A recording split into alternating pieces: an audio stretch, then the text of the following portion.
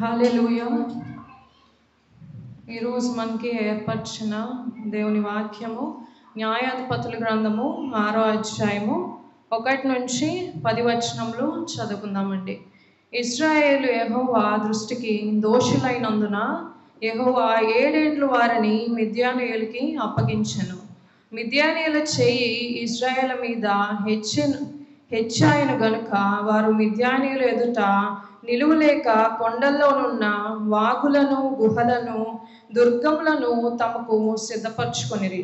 ఇశ్రాయేలు విత్తనములు విత్తిన తరువాత మిద్యానీయులను అమాలేకీయులను తూర్పు నుండి వారును తమ పశువులను గుడారములను తీసుకొని మిడతల దండ విస్తారముగా వారి మీదకి వచ్చి వారి ఎదుట దిగి గాజాకు పోవునంత దూరము భూమి పంటను పాడు చేసి ఒక గొర్రెను గాని ఎద్దును గాని గాడిదను గాని జీవన సాధనమైన మరి దేనిని గాని ఇజ్రాయేళ్లకు ఉండనీయలేదు. వారును వారి ఒంటెలను లెక్కలేక ఉండెను. దేశమును పాడు చేయుటకు వారు దానిలోనికి వచ్చిరి. ఇజ్రాయేలు మిద్యానీయుల వలన మిక్కిలి హీన దశకు వచ్చినప్పుడు వారు యెహోవాకు మొరపెట్టిరి. మిద్యానీయుల వలన బాధను బట్టి ఇజ్రాయేలు యెహోవాకు మొరపెట్టగా యెహోవా ఇజ్రాయేలు యొద్దకు ప్రవక్తనొక్కని పంపెను. అతడు వారితో ఇలాగ ప్రకటించెను. ఇజ్రాయేలు దేవుడైన యెహోవా సెలవిచ్చినదేమనగా, నేను ఐగుప్తులో నుండి మిమ్మును రప్పించి దాసుల గృహములో నుండి మిమ్మును తోడుకొని వచ్చితిని. ఐగుప్తుల చేతిలో నుండి మిమ్మును బాధించిన వారందరి చేతిలో నుండి మిమ్మును విడిపించి మీ ఎదుట నుండి వారిని తోలివేసి వారి దేశమును మీకు ఇచ్చితిని. మీ దేవుడైన యెహోవాను నేనే. మీరు అమోరీయుల దేశమున నివసించున్నారు. వారి దేవతలకు భయపడకుడి అని మీతో చెప్పితిని గాని మీరు నా మాట వినకపోతిరి. దేవుని తన పరిశుద్ధ వాక్యము దీవించును గాక. బైబిల్ పఠనం చేసిన పాస్టర్ గారు మేరీ గారికి సిఈ సొసైటీ తరఫున ప్రత్యేక వందనాలు తెలియజేస్తున్నాం. ఈ సమయంలో మనము దైవవర్తమానం కలిగి ఉండగా దైవజనులు ఎలీషా గారు ఓరియం చర్చ్ ఒంగోలు నందు దైవ సేవకులుగా పనిచేస్తూ ఈ ఆదివారము మనకి దైవవర్తమానం అందించడానికి వచ్చి ఉండగా దైవవర్తమానం అందించడానికి దైవజనులు వచ్చి దైవవర్తమానం అందించాల్సిందిగా కోరుచున్నాం.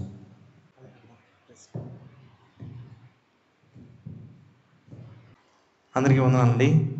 మొదటిగా మన ప్రభు రక్షకుడైన యేసుక్రీస్తు నామములో అందరికీ శుభములు కలుగును గాక. నా పేరు ఎలీషా.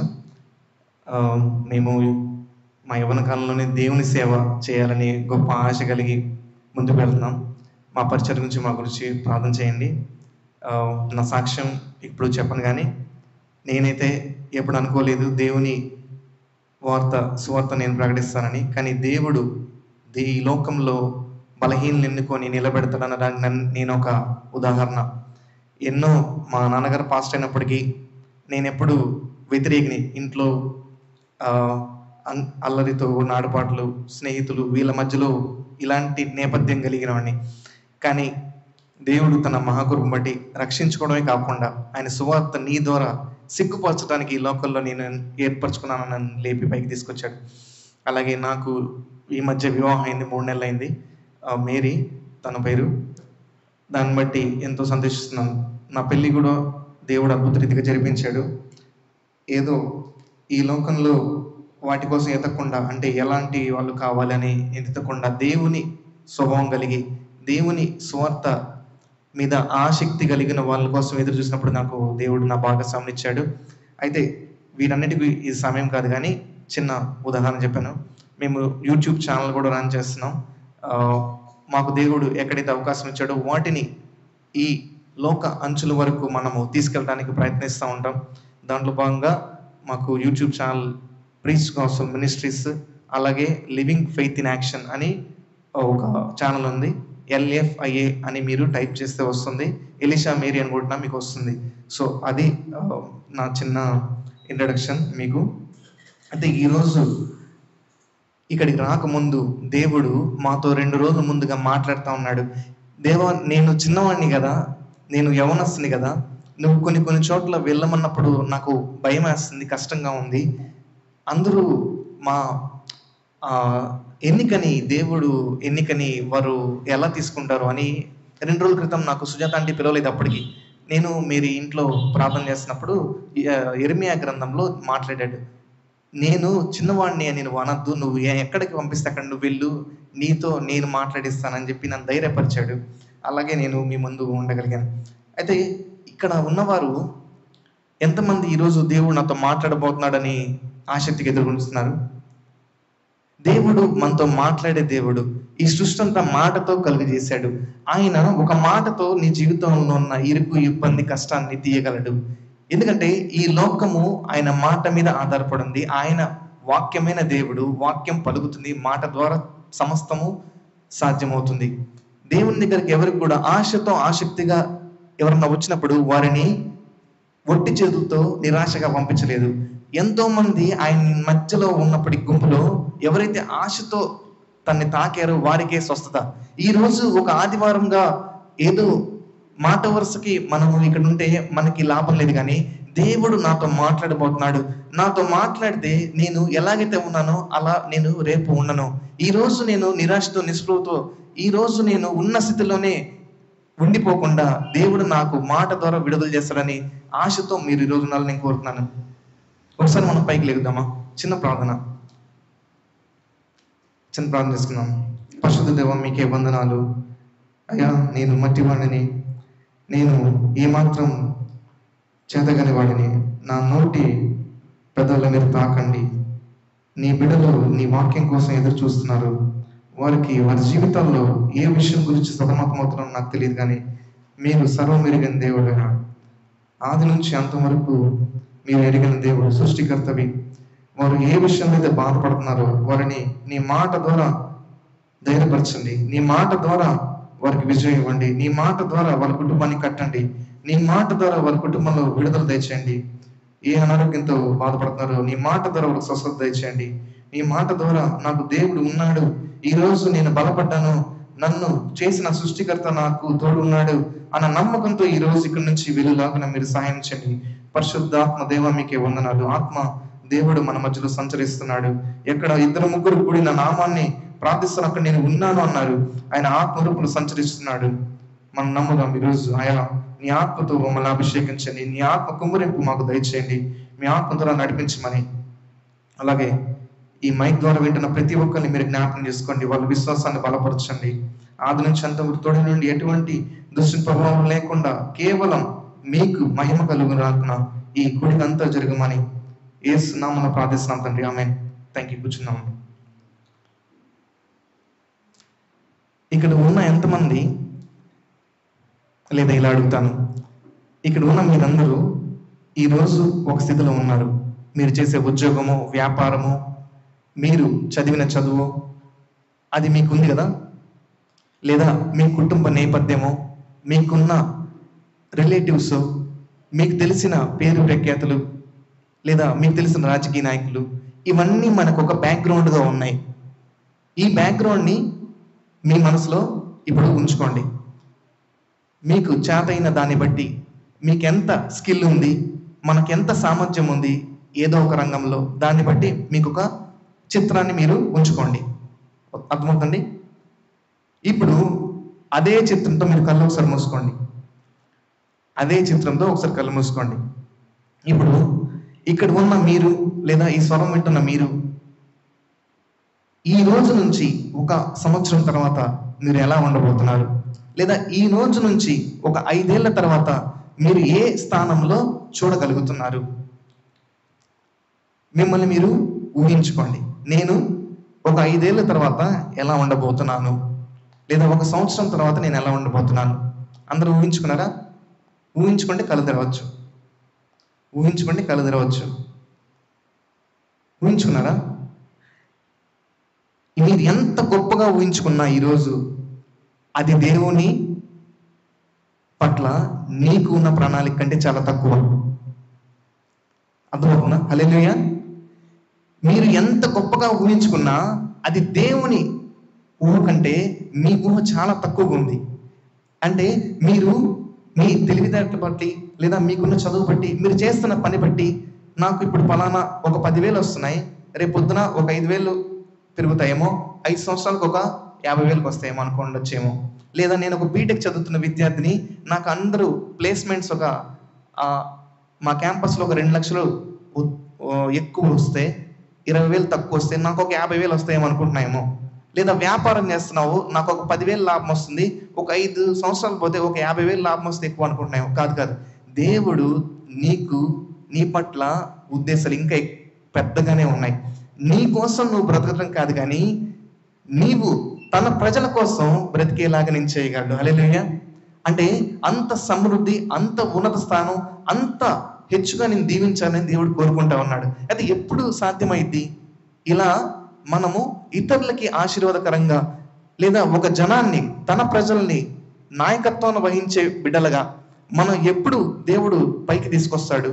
మన జీవితం మన కోసమే కాకుండా మనం ఇతరులని రక్షించడమో, ఇతరులని సహాయపడటానికో, ఇతరులని నడిపించడానికో ఇంత ఉన్నతమైన స్థానాన్ని వెళ్ళాలంటే దేవుడు ఏం కోరుకుంటున్నాడు?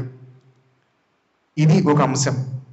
అయితే మీకు ఇందాక మనం చదివిన వాక్య భాగంలో చూస్తున్నాం కదా, 6వ అధ్యాయం న్యాయాధిపతులు. అయితే దేవుని ప్రణాళికలు ఇది తన బిడ్డల పట్ల. న్యాయాధిపతులు 6వ అధ్యాయం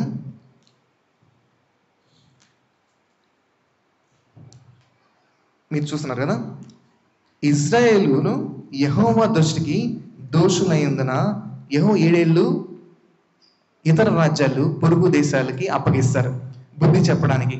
అయితే ఈ ప్రజలు ఎవరు? ఇజ్రాయేలీలు ఇంతకుముందు ఐగుప్తులో బానిసత్వంలో మగ్గిపోతున్న ప్రజల్ని దేవుడి బయటికి తీసుకొస్తే, దేవుడు కోరుకుంది ఏంటంటే తనకి విధేయత చూపించమని దేవుడు కోరుకుంటా ఉన్నాడు. కానీ అవిధేయత వల్ల దోషారోపణ, ఈరోజు మనకి దేవునికి మధ్యలో దోషారోపణ ఉంటే మనం దేవునికి దూరంగా ఉంటాం. దోషారోపణ మనకు ఉంటే మనం దేవుని ఆశీర్వాదాలు పొందుకోలేం. దేవుడు ఏదైతే వాగ్దానాలు చేశాడో ఆ వాగ్దాన దేశానికి, లేదా ఆ వాగ్దాన ప్రదేశానికి మనము చేరుకోలేం. సో అందుకనే మనం నిలవలేకపోతున్నాం. మన పరిస్థితులు, మనము మన అపోనెంట్ లేదా మనకి వ్యతిరేకంగా చేస్తున్న ప్రతి ఒక్క శక్తుల్ని మనం ఎందుకు నిలవలేకపోతున్నామంటే, మనము ఆ ఇతర దేవుడు ప్రదేశంలో ఇతర దేవుణ్ణి తేడం, లేదా దేవునికి ఇవ్వాల్సిన ఘనత మనం దేవునికి ఇవ్వనప్పుడు మనము దోషం, మన పాపం అడ్డుగా ఉండి మనం నిలవలేకపోతున్నాం. మన రంగంలో, మన ప్రదేశంలో ముందుకు వెళ్ళలేకుండా పడిపోతున్నాం, నిలవలేకపోయి. అయితే మన మీదకి ఇలా సాతాను వస్తూ ఉన్నాడు. అలాగే ఇజ్రాయెల్ మీదకి ఎవరెవరు వచ్చారు? అప్పుడు మిద్యానీయులు, అమాలీకులు, తూర్పు దండు వారందరూ 130,000 మంది సైన్యము ఇజ్రాయెల్ ప్రజలు, దేవుని ప్రజల మీదకి వస్తున్నారు.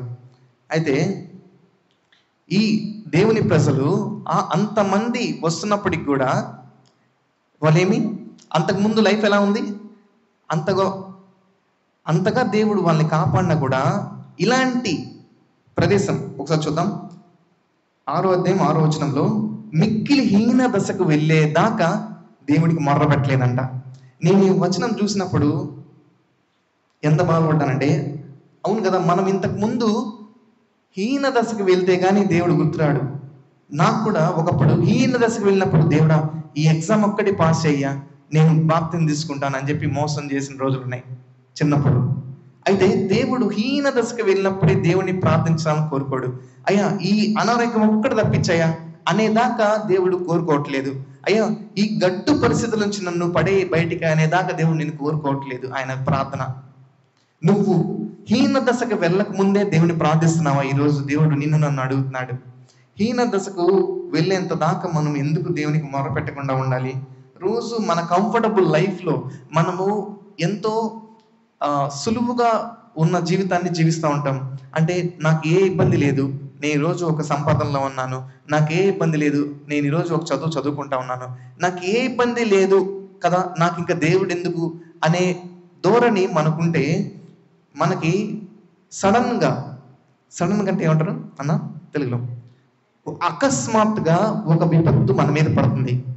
అకస్మాత్తుగా సాతాను ఒక విపత్తును తీసుకొస్తాడు. అకస్మాత్తుగా ఉన్నప్పుడు మనం ప్రార్థించే వల్ల ఉండకూడదు, కానీ ముందు నుంచే ఎలాగైతే యుద్ధ వీరుడు, ఈ సిపాయిలు కానీ ఆర్మీ కానీ ఎప్పటికప్పుడు సన్నద్ధమై ఉంటారో, ఈ భూమిలో నీకు నాకు ఎప్పుడు ఒక యుద్ధం ఉంది. హల్లెలూయా. సాతాను ఎప్పుడు దేవుని బిడ్డని టార్గెట్ చేసి వాడిని నరకాన్ని తీసుకెళ్తాను ఎప్పుడు కూడా నీ ఆత్మ మీద వాడు పనిచేస్తూ ఉంటాడు. నువ్వు బైబిల్ చదవకూడదు, ప్రార్థన చేయకూడదు, ఆయనకి మొర్ర పెట్టకూడదు, ఏదో ఒక బిజీ లైఫ్ తీసుకొస్తాడు. నీకు ఫ్రెండ్స్, ఎంజాయ్మెంట్, ఏదో ఒక వర్క్లోనో ఎగ్జామ్స్లో ఏదో ఒక బిజీనెస్ పెట్టి నీకు దేవునికి మొర్ర పెట్టకుండా వాడు నిన్ను ప్రార్థనకు రానికుండా చేస్తాడు, వాక్యం చదవనీయకుండా చేస్తాడు. అలాంటి పన్నాగాలు మనం గమనించి ముందుగానే మంచిగా ఉన్నప్పుడే, అన్ని బాగున్నప్పుడే దేవుడికి మొర్ర పెడితే నీకు అకస్మాత్తుగా విపత్తు రాదు. విపత్తు వచ్చినా కూడా దాన్ని నిమ్మలం చేసే అధికారం దేవుడు నీకు ఇస్తాడు, దేవుని బిడ్డగా. హల్లెలూయా. సో ఇలాంటి సమయంలో దేవునికి మొర్ర పెట్టినప్పుడు దేవుడు ఏం చెప్తున్నాడు? ఒక ప్రవక్తని పంపించాడు. ఒక ప్రవక్తని నీకు ఎన్నిసార్లు దేవుని ప్రవక్త ద్వారా నీకు మాట వినిపించలేదు? ఎన్నిసార్లు నీ జీవితం మార్చుకో, దేవునికి ఇష్టంగా ఉండు అని దేవుడు నిన్ను నన్ను మళ్ళీ హెచ్చరిస్తూ ఉంటాడు. దేవుడు హెచ్చరిస్తున్నప్పుడు మనం దాన్ని చులకనగా తీసుకున్నప్పుడు సడన్గా అకస్మాత్తుగా మనకి విపత్తు వస్తుంది. అలాగే ప్రవక్తను పంపించి దేవుడు ఏం చెప్తున్నాడంటే, నేను నిన్ను ఐగుప్తులను తీసుకొచ్చాను, నన్ను మర్చిపోయావు. నేను పారాఫ్రేజ్ చేసి చెప్తున్నాను షార్ట్ ఫామ్లో. అయితే వారి దేవుళ్ళకి భయపడకుండా నుండమన్నప్పుడు నువ్వేం చేసావు? మనం ఏం చేసాం? మీరు నా మాట వినకపోతే. అయితే దేవుడు ఏం చెప్తున్నాడు? నువ్వు ఇతర దేవుళ్ళ ఒత్తిళ్ళకి నువ్వు ఏ ఒత్తిడి గుండా వెళ్తున్నావు? దేవుడు చెప్తున్నాడు, వాటికి నువ్వు లొంగొద్దు, వాటిని నువ్వు అనుసరించొద్దు అని దేవుడు ఎన్నిసార్లు నిన్ను నన్ను హెచ్చరిస్తూ ఉంటాడు. అయినప్పటికీ వాటిని అనుసరించొద్దు, వాటికి భయపడొద్దన్నా మనము అదే అనుసరిస్తున్నాం, అదే భయంతో జీవిస్తున్నాం. అయితే మనము దేవుని బిడ్డగా దేవుడు ఆయన్ని అనుసరించాలని కోరుకుంటాడు, ఆయనకి మాత్రమే భయపడమని కోరుకుంటాడు. కాబట్టి అలాంటి పరిస్థితిలో మనం ఏం చేసాం? మాట వినకుండా వెళ్ళిపోయినప్పుడు ఇలాంటి విపత్తులు మన మీదకి వస్తూ ఉంటాయి. మనం 6వ అధ్యాయం 7వ వచనంలో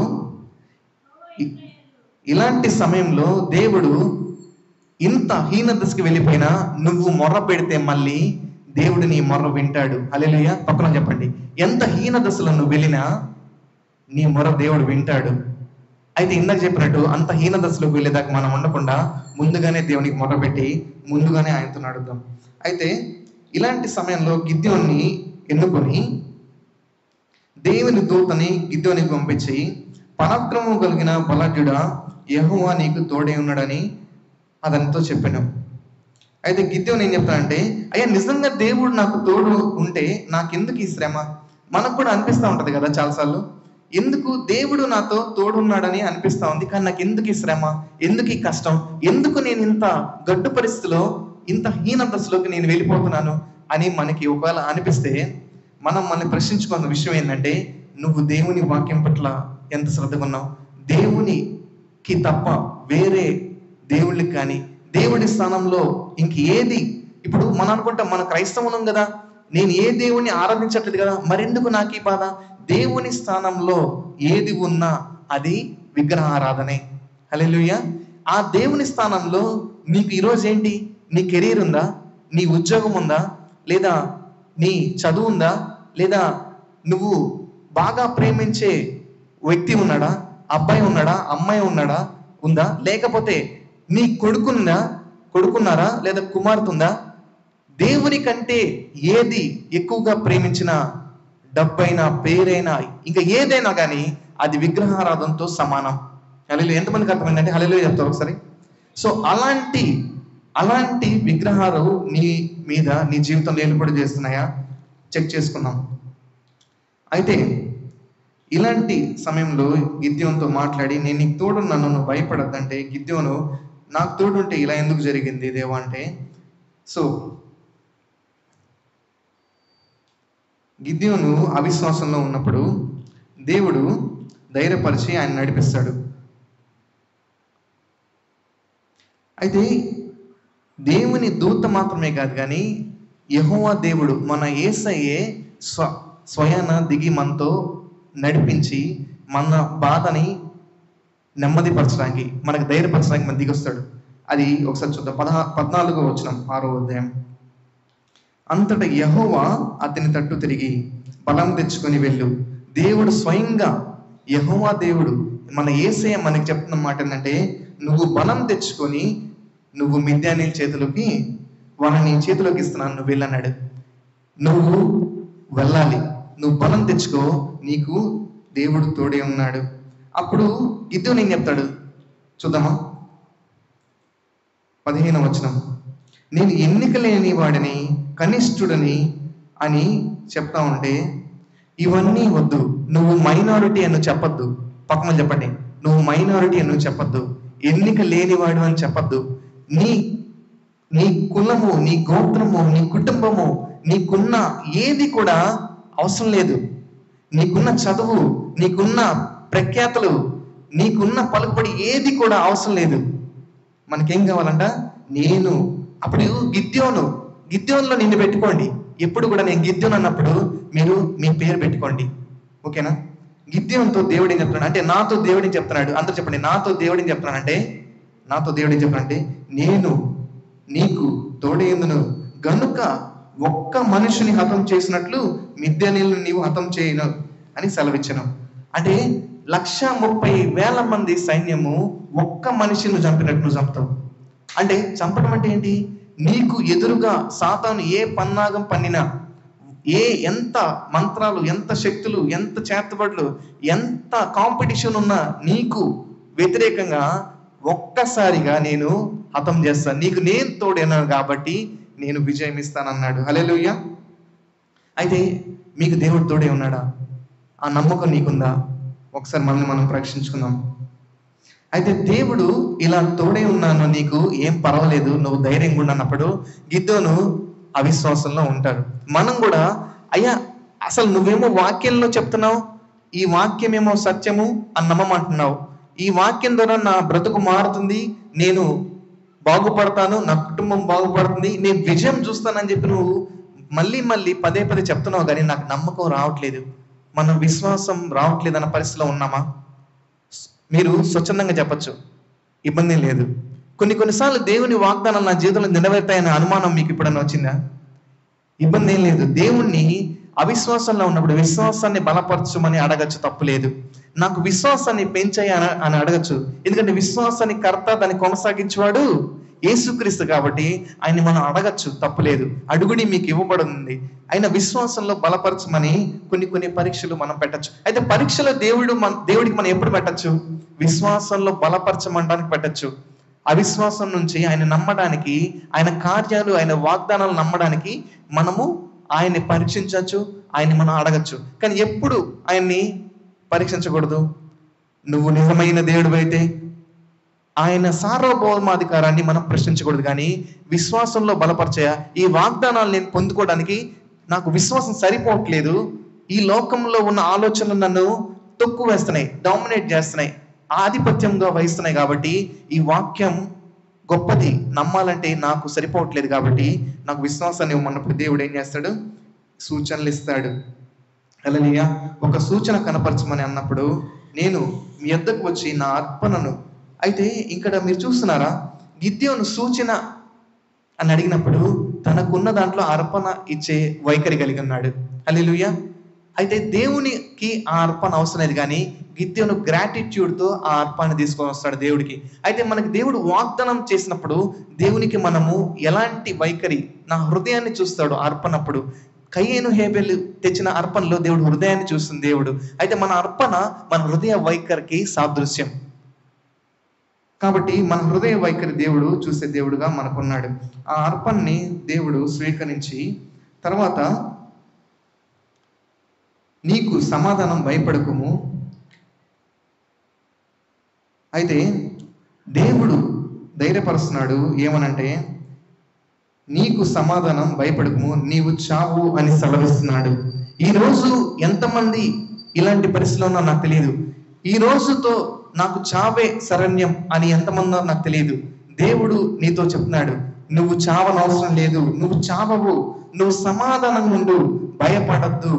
నువ్వు ఏ పరిస్థితి గుండా వెళ్తున్నావో నాకు తెలియదు, కానీ దేవాది దేవుడు, మన ఆత్మలు పరిశీలించే దేవుడు, నీవు చావవు, నువ్వు సమాధానపడి భయపడకము, నేను నీకు తోడే ఉన్నానని చెప్తున్నాడు. హల్లెలూయా. కాబట్టి ఈ వాగ్దానం పొందుకోవాలంటే దేవుడు కొన్ని టాస్క్లు ఇచ్చాడు, కొన్ని చేయమని చెప్పాడు. ఏమనంటే, గిద్యోను తండ్రి ఇతర దేవతల బలిపీఠాలు కట్టుకొని అన్య ఆచారాల్లో కొనసాగుతూ ఉన్నాడు. మొదటిగా దాన్ని పడద్రోయి, తర్వాత నాకు బలిపీఠం కట్టున్నాడు. ఏంటి ఈ ఆచారాలు పడవేయాలి? ఏమి కట్టాలి? మనము ఇంతకు ముందున్న మార్గాలు, ఇంతకు ముందు దేవునికి అవిధేయతగా ఇతర ఆచారాలు లేదా దేవునికి వ్యతిరేకంగా చేసిన ప్రతి ఒక్కటి ఒక్కొక్క మెట్టుగా అది స్ట్రాంగ్ హోల్డ్ లాగా తయారైంది. అంటే ఒక బలిపీఠం లాగా తయారైంది. అంటే నీకు తెలీదు అది నువ్వు కడుతున్నావని. నీ అవిధేయత వల్ల దాన్ని కడుతున్నావు. దేవునికి వ్యతిరేకమైన బలిని నీ పాపం వల్ల, నీ అవిధేయత వల్ల ఆ బలిపీఠం ఆల్రెడీ నీకు తెలియకుండా పెద్దగా సాతానుగాడికి కట్టేశావు. అయితే దాన్ని పడవేయి అన్నాడు దేవుడు. దాన్ని పడవేయి, ఈరోజు ఆ చెడు మార్గాల్ని విడిచిపెట్టు, నీ పాపాన్ని విడిచిపెట్టు అని ఆ బలిపీఠాన్ని పడవేయమని దేవుడు కోరుతున్నాడు. అయితే దేవునికి ఒక బలిపీఠాన్ని పెట్టు. ఏంటి ఆ బలిపీఠం? నీ హృదయము బలి అవ్వాలి.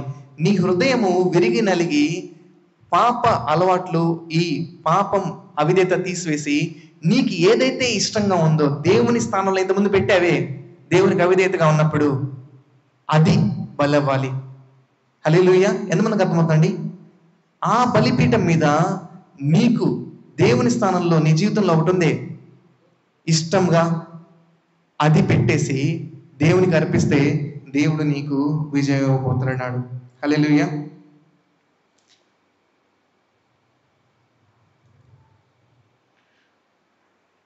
తర్వాత 32వ వచనం.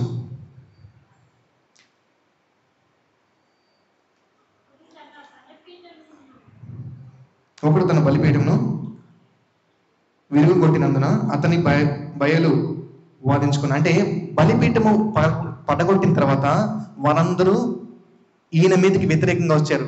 నువ్వు దేవుని మార్గాల్లో నడిచినప్పుడు నీకు వ్యతిరేకంగా నీ కుటుంబంలోనే శ్రమ మొదలవుతుంది. దేవుని మార్గంలో నడిస్తే ఖచ్చితంగా శ్రమ, శోధన నీ కుటుంబంలో, నీ కన్న తండ్రే, నీ కన్న తల్లే నిన్ను వ్యతిరేకించొచ్చేమో. ఎవరు? అన్య మత ఆచారాలు పాటిస్తున్నప్పుడు నువ్వు దేవుణ్ణి నమ్మి దేవుని వాగ్దానాలు పొందుకోవాలన్న ఆసక్తితో ఆయన మార్గంలో నడిచి యేసయ్యే నిజమైన దేవుడని నువ్వు నమ్మి ఆయన మార్గంలో నడిచినప్పుడు నీకు శ్రమ నీ ఇంట్లోనే మొదలవుతుంది.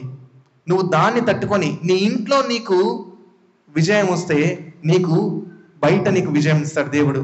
నువ్వు ఇంట్లోనే సాక్షిగా నిలబడిపోతే నువ్వు బయట సాక్షిగా నిలబడలేవు. హల్లెలూయా. సో ఇప్పుడు గిద్యోను మీదకి దేవుని ఆత్మ దిగి వచ్చినప్పుడు దేవుని బూర ఊదుతాడు.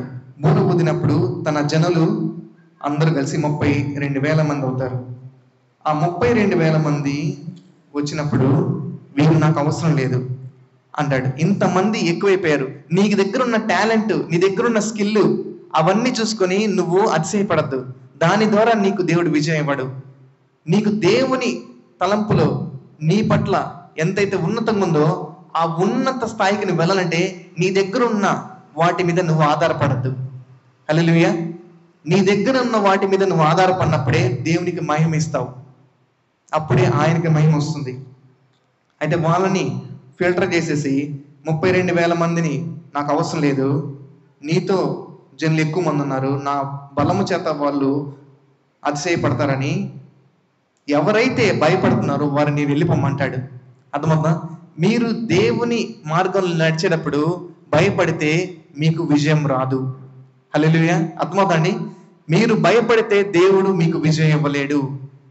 దేవుడు జయించు వారికే జీవకిరీటాన్ని ఇస్తానన్నాడు. కానీ భయపడి పారిపోతే సాతానికి కానీ ఈ లోక ఒత్తిళ్ళకు కానీ పాపానికి కానీ పడిపోయినప్పుడు దేవుడు మీ పట్ల ఉన్న ప్రణాళికలు మీరు పొందుకోలేరు. కాబట్టి భయపడే వాళ్ళని పారిపోమన్నప్పుడు 22,000 మంది వెళ్ళిపోతారు.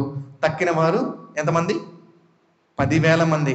ఆ 10,000 మందిలో ఒక నది దగ్గర తీసుకెళ్ళి నీళ్లు తాగమంటే నీళ్లు తాగినప్పుడు ఎవరైతే మోకాళ్ళ మీద నాలుకతో కుక్కలాగా నీళ్లు తాగుతారు వాళ్ళందరినీ వెళ్ళిపోమంటాడు. అయితే దీనికి ఏంటి సాదృశ్యం?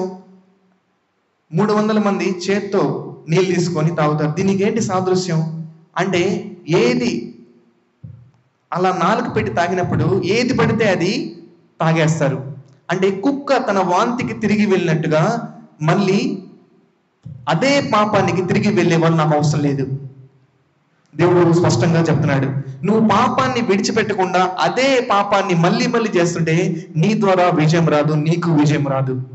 ఎప్పుడైతే నువ్వు ఇలా చేత్తో తీసుకొని ఈ లోకంలో ఎన్నో నీ ముందు కనపడుతున్నా అవన్నీ నాకు అవసరం లేదు, శ్రేష్టమైన నీరే నాకు కావాలి, శ్రేష్టమైనదే నాకు కావాలి, ఉత్తమమైనదే నాకు కావాలి, దేవుడే నాకు కావాలని అలా వడపోసి పట్టుకొని కష్టమైన చేయిని పట్టుకొని నువ్వు తాగుతావు చూసావా, అది దేవుడు కావాలి. అలాంటి వారిని ఏర్పరిచి వీరి ద్వారా నేను విజయం ఇస్తాను. తక్కిన ఎంతమంది 9700 మందిని పంపించేసే అన్నాడు. అయితే పంపించేసినప్పుడు వారందరూ వెనక్కి వెళ్ళిపోతారు. సో ఇంతమంది వచ్చినా కూడా చిన్న అవిశ్వాసం మన గిద్యోనికి ఉంది. మనలాంటి వాడే కదా, మనిషి కదా, ఇన్ని కార్యాలు చేసి దేవుడు ఇన్ని చెప్పినా చిన్న అవిశ్వాసంలో గిద్యోన్ అన్నప్పుడు గిద్యోన్తో దేవుడు ఏం చెప్తాడంటే, నీకు ఇంకా భయం ఉందా? నీకు ఇంకా దేవుని వాగ్దానాలు ఎన్నిసార్లు విన్నా అవి పొందుకోగలనని అవిశ్వాసంలో ఉన్నావా? ఏం పర్లేదు, నేను నీకు ఇంకొక సూచన ఇస్తాను అంటున్నాడు దేవుడు. హల్లెలూయా. నువ్వు ఇలాంటి భయపడుతున్నావా? నువ్వు ఆ ప్రదేశానికి వెళ్ళు, నీ శత్రువుల దగ్గరికి వెళ్ళు, గుడారాలు వేసుకొని మిడతల్లాగా ఇసుక రేణువుల్లాగా ఉన్నారు కదా, వారందరి దగ్గరికి నువ్వు వెళ్ళు. చివర విను, ఒకళ్ళు మాట్లాడుకుంటారు, ఒకడు కళ చెప్తాడు, ఒకడు భావం చెప్తాడు. ఆ కళ ఏంటంటే, ఒక పెద్ద రొట్టె దొర్లుకుంటా వచ్చి పైనుంచి కొండ మీద నుంచి కిందకి పడుతుంది, మన గుడారము తిరిగి పడుతుంది. ఇదేంటి అంటే, ఇదేం లేదు, ఇది యెహోవా విజయము, గిద్యోను విజయము మన మీద, మనందరం నాశనం అయిపోతున్నాం అంటే అప్పుడు గిద్యోనికి మళ్ళీ ధైర్యం వస్తుంది. చూసారా, మనిషి ఎన్నిసార్లు అవిశ్వాసంలో పడ్డా, ఎన్నిసార్లు దిగుల్లో ఉన్నా ఆ వాగ్దానాలు నా జీవితంలో నెరవేరుతాయా, దేవుడు చెప్పిన మాట నా జీవితంలో నెరవేరుతున్నా, ఆడ అడిగినప్పుడల్లా దేవుడు ఏం చేశాడు చెప్పండి? సూచన ఇచ్చాడు, బలపరిచాడు. మనని మన బలహీనతలు ఎరిగిన దేవుడు నీకు బలపరిచే దేవుడు. అది నేను చెప్తున్నాను. దేవుని వాగ్దానాలు విశ్వాసంతో పట్టుకుందాం. అప్పుడు ఏం చేశాడు? వెంటనే దేవుడు అలాంటి కళని భావాన్ని గిద్యోనికి తెలియజేసినందుకు అక్కడికక్కడే వెంటనే దేవుణ్ణి ఆరాధించాడు. అయితే దేవుడు ఆరాధించే వైఖరి గిద్యోనికి ఉంది, నీకుందా, నాకుందా? ఈరోజు దేవుడు నీకు కళ ఇచ్చాడు, దేవుడు నీకు ఒక విజయాన్ని ఇవ్వబోతున్నాడు. దేవుడు ఎన్నోసార్లు నిన్ను రక్షించాడు, ఎన్నోసార్లు ఆయన తోడు నిన్ను నడిపించాడు. నువ్వు ఆరాధించే బిడ్డగా ఉన్నావా? గిద్యోను వెంటనే ఆరాధించాడు. ఇంతకు ముందు బలి అర్పించాడు, వెంటనే ఆ భావం తెలిసి విజయం ఇస్తాడని తెలిసినప్పుడు ఆరాధించాడు. ఆరాధించే బిడ్డగా గిద్యోను ఉన్నాడు. అయితే 300 మందితో 3 గుంపులు పెట్టుకొని అయిపోయింది, ముగిచేస్తున్నా. 300 మందిని 3 గుంపులుగా వెళ్ళమన్నాడు. 3 గుంపులుగా వెళ్ళిన తర్వాత ఆ 3 గుంపులకి చెప్పాడు ఒక మాట. అయితే చెప్పాడు ఒక మాట అని నేను చెప్తున్నాను కదా, దేవుడు ఈ గిద్యోన్ని ఎలా నడిపించాడు? తన మాట ద్వారా నడిపించాడు. అంటే విధేయతగా ఉన్నప్పుడు గిద్యోన్ని వాడుకోగలిగాడు. ఈ రోజు నిన్ను నన్ను దేవుడు కోరుకుంటుంది ఏంటంటే, నీకు విధేయత కలిగిన జీవితం ఉంటే దేవుడు నీకు విజయం ఇస్తాడు. విధేయత లేనిదే విజయం లేదు. పక్కన చెప్పండి, విధేయత లేనిదే విజయం లేదు. నీకు జీవితంలో దేవుని పట్ల, వాక్యం పట్ల, ఆయన మాట పట్ల, ఆయన ఎంతో దైవ సేవకులు మన మధ్యకు వస్తూ ఉంటారు, వాక్యం ద్వారా మాట్లాడుతూ ఉంటారు.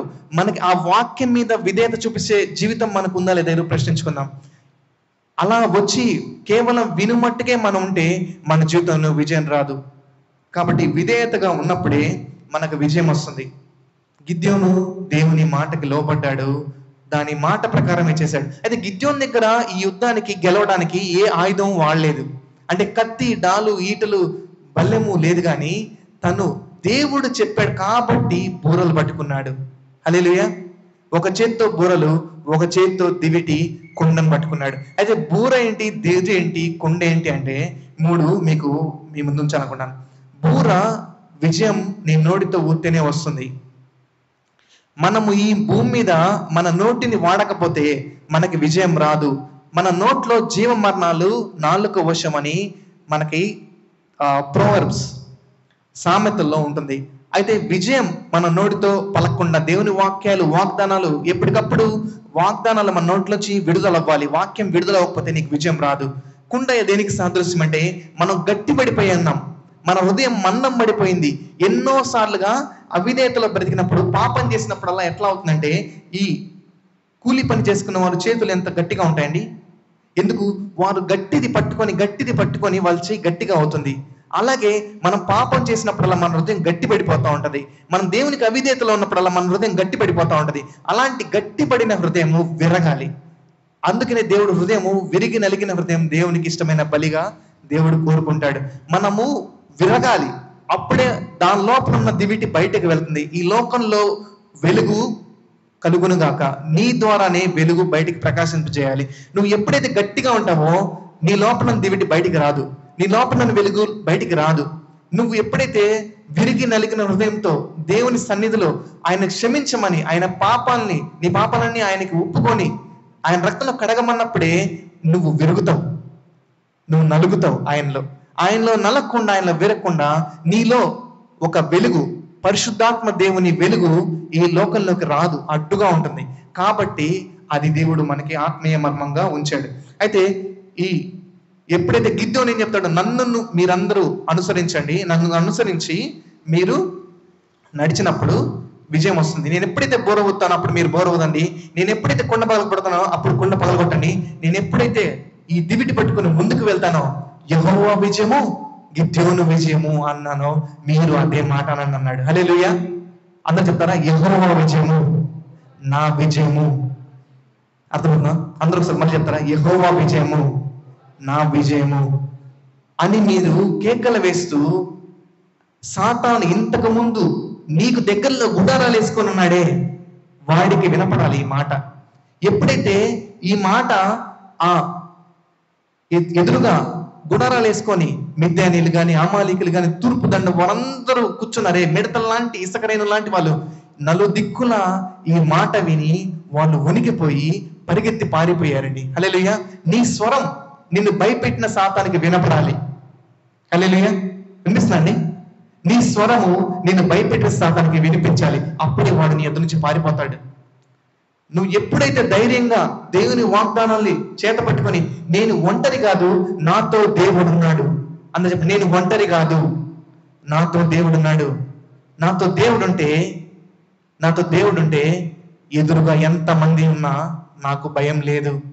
దేవుని దూత ఆ దండందరినీ గందరగోళం చేసి, ఎవరైతే యుద్ధాలు సానబెట్టే శబ్దాలు చేసి వీరిని భయపెట్టారో, దేవుని బిడ్డల్ని ఆ సానబెట్టి ఆ యుద్ధం శబ్దాలు చేసి, ఆ గొర్రెలు లేదా ఆ గుర్రాలు ఆ ఒంటెల శబ్దాలు చూసి, ఇంతకుముందు ఈ దేవుని ప్రజలు గుహల్లోకి దాక్కున్నారు చూసారా, గుర్తుందా? ఇందాక చదివాము. అలాంటి దాక్కున్న ప్రజలు ఇప్పుడు బయటకు వచ్చి గిద్యోను స్వరం విని వారందరూ కూడా భయపడి వారు పారిపోతున్నారు గాజా వరకు, వారు పారిపోతున్నారు వారి దేశాల వరకు. వారి కత్తి ద్వారా వారికి నాశనం. నీకు విరుద్ధంగా రూపింపబడిన ఏ ఆయుధం వర్ధిల్లదు. హల్లెలూయా. ఈ రోజు నీకు, నీ పట్ల, నీ కుటుంబం పట్ల ఏ సాతాను, ఏ చిల్లంగు శక్తులు, ఏ చేతబడి శక్తులు నీ మీద చేస్తున్నారో నాకు తెలియదు, కానీ దేవుడు తన ఆత్మలో చెప్పిన మాట ఏంటంటే, నీకు విరుద్ధంగా రూపింపబడిన ఏ ఆయుధం వర్ధిల్లదు, అదే ఆయుధం ద్వారా అదే గుంటలో వాళ్ళు పడిపోతున్నారు. హల్లెలూయా. నీకు వ్యతిరేకంగా పన్నాగాలు పన్నిన ప్రతి ఒక్కరు వారు తీసుకున్న గొడ్లో వాళ్ళే పడతారు. గిద్యోను అడగలేదు వారి గతితో వాళ్ళని చెప్పమని. దేవుని మాట విన్నప్పుడు గిద్యోనికి విజయం ఇచ్చాడు. అలాగే నువ్వు దేవుని మాట విన్నప్పుడు నీకు దేవుడు వారు తీసుకున్న గొంతులోనే, వారు పట్టుకున్న కత్తితోనే వారిని హతం చేయబోతున్నాడు. నమ్మిన వాళ్ళు అలాగే చెప్తారా? అయితే తర్వాత మిద్యానీయులు అందరినీ తరిమాడు. ఇంతవరకు మనము బలపడ్డాను అనుకుంటున్నాను. ఎంతమంది ఆశించబడ్డారండి? అయితే ఇంకొక మాట చెప్పి మీకు ముగించాను అనుకుంటున్నాను. ఈ విజయం గిద్యోను ద్వారా దేవుడు ఇచ్చినప్పుడు గిద్యోను దగ్గరికి ఇజ్రాయెల్ ప్రజలు వచ్చేసి, నువ్వు సూపర్ అయ్యా గిద్యోను, నువ్వు చాలా గొప్పవాడివి, నువ్వు మమ్మల్ని నాయకుడిగా ఏలు, రాజుగా ఏలు అని ఈ గిద్యోనుతో చెప్పినప్పుడు గిద్యోను గొప్పతనం చూస్తున్నారా? ఈ రోజు గిద్యోను నుంచి మనం చాలా నేర్చుకోవాలి, గిద్యోను లాగా మనం అంటే. అయితే గిద్యోను వాళ్ళకి ఏం చెప్తానంటే, నేను 8వ అధ్యాయంలో ఉంటుంది చివరిగా చెప్పి 23వ వచనం. ఒక నిమిషం అండి, వస్తున్నాను. అందుకు గిద్యోను, అందరూ చెప్తారా? అందుకు గిద్యోను, నేను మిమ్మల్ని ఏలను, నా కుమారుడు మిమ్మల్ని ఏలదు, యెహోవా మిమ్మును ఏలని చెప్పాను. అర్థమవుతుందా? మనల్ని దేవుడే ఏలాలి. మనల్ని దేవుడే ఏలాలి. మనల్ని దేవుడే రాజుగా ఉండాలి. ఇజ్రాయెల్ ప్రజలు ఎప్పుడైతే రాజును కోరుకున్నారో వాళ్ళు అడిగింది రాజునే కదా. టైం అయిపోయింది. వాళ్ళు అడిగింది రాజునే కదా, ఇచ్చేద్దాం అని సౌలు చేతికి అప్పగిస్తాడు. అయితే దేవుడు నీ రాజుగా ఉంటే నీకు విజయం, దేవుడు నీకు రాజుగా ఉంటే నీకు నెమ్మది, నీకు సమాధానం. నీ ఎదుట ఎవరు నిలవజాలరు. హల్లెలూయా. ఒకసారి నుంచుందామా?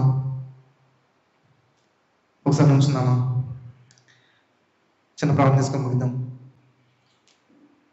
గిద్యోను విజయం పొందిన తర్వాత తను గర్వపడలేదు, కానీ దేవుడే మిమ్మల్ని ఏల్తాడు, నేను కాదని చెప్పినట్టు ఇశ్రాయేలు ప్రజలు విజయం తర్వాత కూడా వారు ఆ ప్రతిమకి మొక్కి, ఆ బంగారు స్తంభానికి మొక్కి మళ్ళీ 40 ఏళ్ళ తర్వాత అదే పాపంలో పడిపోతారు. మళ్ళీ అదే జీవితం, అదే అవిధేయత, అదే తొక్కుబాటు, అదే సతమతమవుతున్న పరిస్థితులకు వెళ్ళిపోయారు. మీరు అలా ఉండకూడదు. దేవుడు గిద్యోనులాగా ఉన్న నీతో మాట్లాడుతున్నాడు. నువ్వు ఒంటరి వాడిగా ఉండి భయపడుతున్నావా? లేదు, నువ్వు భయపడద్దు, నీతో నేనున్నాను అంటున్నాడు. నీకు చేత కాదు, నా వల్ల కాదు అంటున్నావా? లేదు, నీతోనే నేను జయమిస్తాను. 1 కొరింథీయులు 1వ అధ్యాయంలో చెప్పినట్టుగా ఈ లోకంలో జ్ఞానులను సిగ్గుపరుస్తాడు నిన్ను నిలవబెట్టి. ఈ లోకంలో ధనవంతుల్ని, గొప్పవారిని, పేరు ప్రఖ్యాతులు పొందిన వారిని సిగ్గుపరుస్తాడు నీ ద్వారా. దేవుని ప్రణాళిక గొప్పది. ఆయన పిలిచిన వారిని అర్హత ఇస్తాడు, కానీ అర్హత కలిగిన వారిని పిలవడు. నీ అర్హత దేవునికి అవసరం లేదు. ఆయన పిలుపుకు లోబడి ఈరోజు నిన్ను అర్హునిగా చేస్తాడు. నీ స్వనీతి అవసరం లేదు. నీ స్వనీతితో నువ్వు పరలోకానికి చేరవు. దేవుడిచ్చే నీతి నీకు కావాలి. అనుకోండొచ్చు, నేను నీతిమంతుగా బతుకుతున్నాను కదా, నా నీతి కార్యాలు నన్ను పరలోకం తీసుకెళ్తున్నాయేమో అనుకుంటావా? లేదు, నరుని నీతి మురికి గుడ్డ లాంటిది. కాబట్టి నీ నీతి దేవునికి అవసరం లేదు. నీ సొంత బలం దేవునికి అవసరం లేదు. నువ్వు విధేయత చూపించి, అయ్యా నా వల్ల కాదు, నా చేత కాదు, నువ్వు నన్ను నడిపించు. నాకు తెలివి ఉండొచ్చేమో, జ్ఞానం ఉండొచ్చేమో, డబ్బు ఉండొచ్చేమో, కానీ దాని వల్ల నేను నిలబడ్డావు. నీ రోజు గట్టిగా ఉన్నాను, నీ రోజు వ్యాయామం చేస్తున్నాను, నాకు ఈ రోజు బలం ఉందనుకుంటున్నామో, ఆ బలం నీ మరణాన్ని ఆపలేదు. నువ్వు దేన్ని బట్టి విర్రవీగుతున్నావు? ఈరోజు దేన్ని బట్టి అతిశయిస్తున్నావు? కేవలం యెహోవానే అతిశయించు, యెహోవానే అతిశయించు. దేవుడే నీ నీతి, దేవుడే నీ బలం, దేవుడే నీ విజయం. యెహోవా విజయం నీ విజయముగా అవునుగాక యేసు నామములో. నా ప్రియ సహోదరి, ఈరోజు నువ్వు భయపడద్దు. ఎవరో ఈరోజు బాధపడుతుంటే దేవుడు నీకు చెప్తున్న మాట ఏంటంటే, నువ్వు బాధపడద్దు, నువ్వు చావవు, నీకు సమాధానం కలుగును గాక, నువ్వు చావవు. అమ్మా, అక్క, చెల్లి, అమ్మా, అన్నయ్య, నువ్వు ఎవరు బాధతో ఉండద్దు. నీకు దేవుడు తోడే ఉన్నాడు. నా అన్న వాళ్ళు నేను విడిచిపెట్టి వెళ్ళిపోయారేమో, నీ తల్లిదండ్రులకు నీ బాధ చెప్పుకోలేకపోతున్నాయేమో, నీ అన్నకి నీ బాధ చెప్పుకోలేకపోతున్నాయేమో, నా అనుకున్న వాళ్ళకి నీ బాధ చెప్పుకోలేకపోతున్నాయేమో, కానీ దేవాది దేవుడు ఆయన వాక్యం నువ్వు విని విధేయత చూపిస్తే, ఆయన మార్గంలో నువ్వు నడవాలని ఆయన చిత్త ప్రకారం నువ్వు చేస్తే నీకు దేవుడు తోడు. యెహోవా విజయం నీ విజయం. ప్రతి ఒక్క పరిస్థితి మీద నీకు విజయం. అనారోగ్యం మీద విజయం, ఆర్థిక ఇబ్బందుల మీద విజయం, ఇంట్లో సతమతమవుతున్న పరిస్థితి మీద నీకు విజయం. నీకు నువ్వు అడిగేసిన చోటులా దేవుడు నీకు స్వస్థంగా విజయం ఇవ్వబోతున్నాడు. ప్రార్థన చేద్దామా? దేవుడు మాతో మాట్లాడినందుకు వందనాలు. ఆత్మ రూపంలో మాతో మాట్లాడినందుకు వందనాలు. ఈ వాక్యాన్ని మా హృదయంలో భద్రపరుచుకునే లాగున మాకు సహాయం చేయండి. కేవలం వినుమాటకే కాకుండా నీ వాగ్దానం నమ్మి వాటి ప్రకారం చేయు వాళ్ళగా నీ ఉండేలాగా సహాయం చేయండి. ఇక్కడ మైక్ ద్వారా ఎంతమంది విన్నారో వారందరినీ మీరు జ్ఞాపకం చేసుకోండి. వారికి నీ వాక్యం పట్ల ఆసక్తి దయచేయండి, మీ వాక్యం పట్ల ధైర్యాన్ని దయచేయండి. ఇదే ధైర్యంతో వాళ్ళ జీవితంలో ముందుకు వెళ్ళలాగా రేపటి నుంచి ప్రతిరోజు వాళ్ళ వేసే అడుగులో నాకు దేవుడు తోడు, నేను జయిస్తాను, సాతాన్ని జయిస్తాను, నాకు అడ్డుగా నిలబడిన ప్రతి ఒక్క పరిస్థితిని నేను జయిస్తాను, ఎందుకంటే నాకు దేవుడు తోడు అన్న నమ్మకంతో ఇక్కడ ప్రతి ఒక్కరు గిద్యోనులాగా వెలుగున వాళ్ళకి విజయం దయచేయమని త్వరలో రానైన నజరేయుడైన యేసు నామములో ప్రార్థిస్తున్నాం తండ్రి. ఆమేన్. అది మనం కూర్చున్నాం. దైవర్తమానం అందించిన దైవజనులు ఎలీషా పాస్టర్ గారికి సిఈ సొసైటీ తరఫున ప్రత్యేక వందనాలు తెలియజేస్తున్నాం. ఈ సమయంలో కొన్ని ప్రకటనలు ఉన్నాయండి. మనకి ప్రతి ఆదివారం సాయంత్రము 7:30 గంటలకి యథావిధిగా ఆదివారం ఆరాధన జరుగుతుంది కనుక కూడి వచ్చిన మీ అందరితో పాటు ఇతరులని ప్రేరేపించాల్సిందిగా ప్రేమపూర్వకంగా కోరుచున్నాము. అదేవిధంగా ప్రతి మంగళవారం సాయంత్రం 7:30 గంటలకి యవనస్తుల కూడిక జరుగుతుంది కనుక పాలెంలో ఉన్న ప్రతి ఒక్క యవనస్తుడు యవనస్తురాలు జరుగుతున్న యవనస్తుల కూడికి రావాల్సిందిగా ప్రేమపూర్వకంగా కోరుచున్నాం. అదేవిధంగా ఈరోజు సాయంత్రము సిఈ సొసైటీ కమిటీ వారు జరగబోతున్న క్రిస్మస్ మరియు నూతన సంవత్సర కార్యక్రమాల విషయమై చిన్న మీటింగ్ ఏర్పాటు చేయబడినది. దాంట్లో కొన్ని థింగ్స్ని సొసైటీ వారు డిస్కస్ చేసి ఉన్నారు. వాటిలన్నిటి విషయమై మీ అనుదిన ప్రార్థనలో జ్ఞాపకం చేసుకోండి. అదేవిధంగా నవంబర్ 1, 2025 నుంచి పాలెంలో ఉన్న ప్రతి ఒక్క కుటుంబాన్ని సొసైటీ కమిటీ వారు దర్శించాలి అని చెప్పని కోరి ఉన్నారు. కావున నవంబర్ 1 నుంచి ప్రతి ఒక్క కుటుంబాన్ని దర్శించి క్రిస్మస్ మరియు నూతన సంవత్సర కార్యక్రమాల విషయమై కానుకలను సేకరించడానికి. కావున ఈ అన్ని విషయాలే ముందుగా మనం ప్రార్థిద్దాం. మీ అనుదిన ప్రార్థనలో జ్ఞాపకం చేసుకోండి. వాతావరణం విషయమైనప్పటికీ జరగబోయే కార్యక్రమాల విషయమైనప్పటికీ మీ అనుదిన ప్రార్థనలో జ్ఞాపకం చేసుకోవాల్సిందిగా కోరుకుంటున్నాం. వీటన్నిటి విషయమై మన మధ్యలో ఉన్న మేరీ నవరత్న కుమార్ ఆంటీ గారు వచ్చి ప్రార్థన చేయాల్సిందిగా కోరుచున్నాం. అనంతరం సుజాత ఆంటీ గారు ప్రత్యేక పాట పాడుచుండగా పలహారం పంచబడుతుంది. ప్రార్థన చేయడానికి అవకాశం ఇచ్చినటువంటి సిఐ సొసైటీ సభ్యులందరికీ నా కృతజ్ఞతలు తెలియజేస్తున్నాను. ప్రార్థన చేసుకుందాం. సర్వశక్తి మిగిలి కృప కలిగిన దేవ, సర్వోన్నతుడా, సర్వశక్తిమంతుడా, కృప కలిగిన దేవ, గొప్ప దేవ, నీ బంగారు పాదములకు స్తుతులు స్తోత్రములు చెల్లిస్తున్నాం.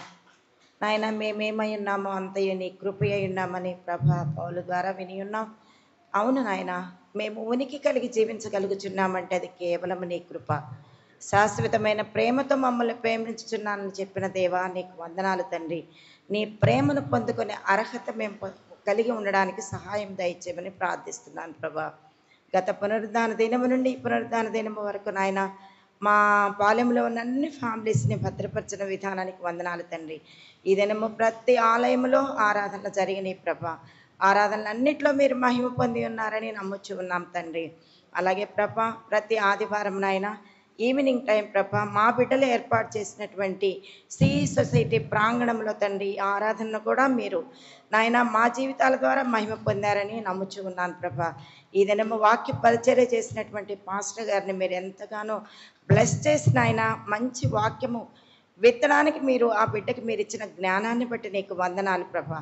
గిద్యోను జీవితం ద్వారా తండ్రి అనేక విషయాలు మేము తెలుసుకొని ఉన్నాం ప్రభా. బలహీనుడు అనుకున్న అతనిని బలపరిచారు దేవా తండ్రి. ఏ ఆయుధము లేకుండా ప్రభా కేవలము నీ మాట ద్వారా, నీ మాట విని నడవడం ద్వారా తండ్రి యెహోవా విజయము గిద్యోను విజయముగా మారింది ప్రభా.